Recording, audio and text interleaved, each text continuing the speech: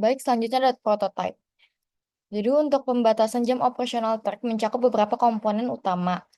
Pertama, aturan jam operasional truk akan diberlakukan dengan ketentuan bahwa truk hanya diperbolehkan beroperasi antara pukul jam 10 malam hingga jam 5 pagi.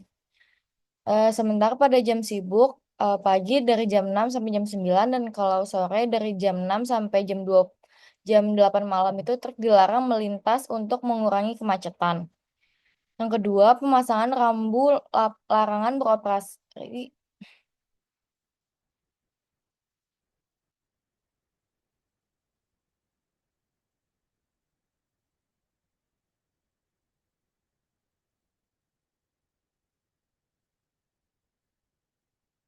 Baik, selanjutnya saya akan menjelaskan tentang prototype.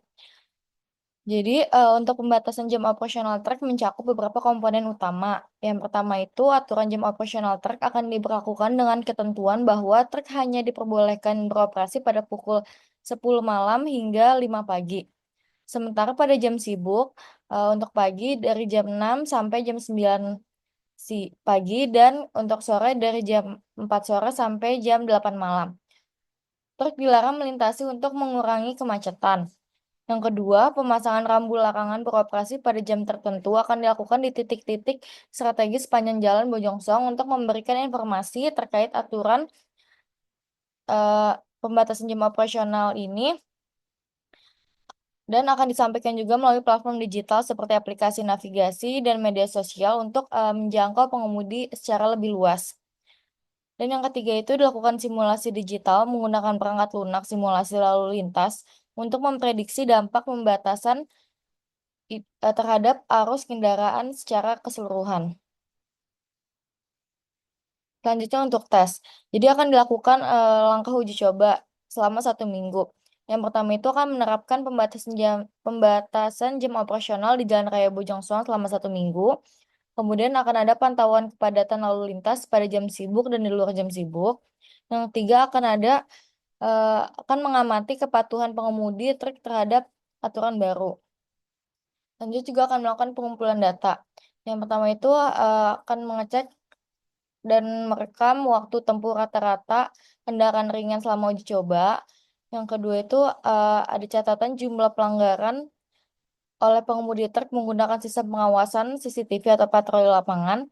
Dan yang ketiga akan dilakukan survei kepada pengguna jalan untuk mendapatkan feedback tentang dampak aturan tersebut. Selanjutnya ada indikator keberhasilan.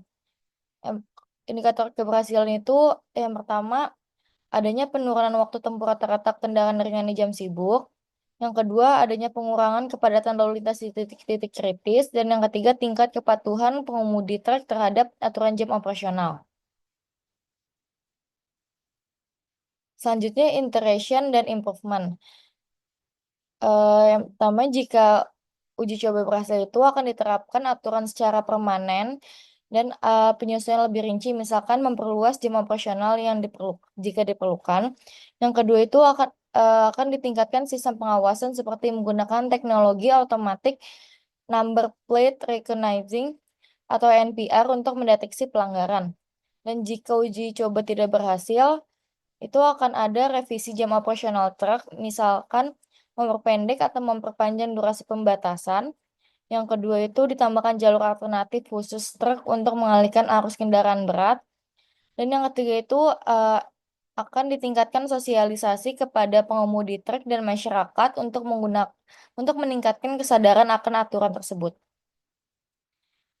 Eh, dan akan ada juga meningkatkan rambu dan informasi, misalkan menambahkan lebih banyak rambu di jalan untuk menuju Bojong Soang dan akan ada perbaikan desain rambu agar lebih jelas dan mencolok terutama di malam hari. Selanjutnya akan dilanjutkan oleh rekan saya.